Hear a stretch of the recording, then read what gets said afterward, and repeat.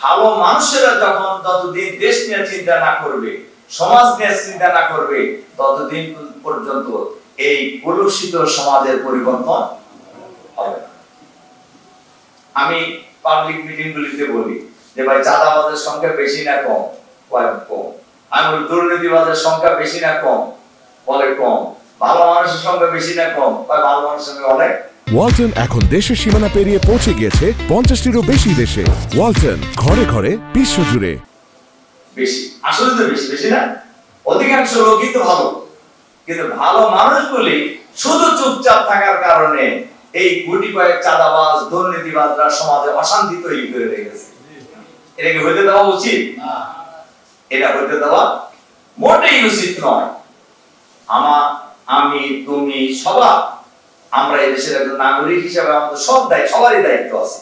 আমরা এই দেশটাকে আগামী দিনে সুন্দর দেশ হিসেবে গড়ে তুলবো ইনশাআল্লাহ।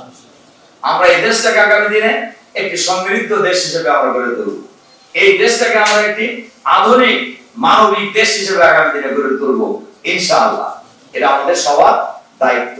আর এই দায়িত্ব পালন করার জন্য অনেস্টি খুবই জরুরি, সততা, স্বচ্ছতা খুবই জরুরি। সততা, স্বচ্ছতা আর যোগ্যতা, এই তিনটা শব্দের সমন্বয় যেদিন হবে সেদিন বাংলাদেশ হবে সোনার বাংলা। সেদিন বাংলাদেশে থাকবে না কোনো চাঁদাবাজ, সেদিন বাংলাদেশে থাকবে না কোনো দুর্নীতিবাজ, সেদিন বাংলাদেশে থাকবে না কোনো বালু খেকো, সেদিন বাংলাদেশে থাকবে না কোনো পাথর খেকো।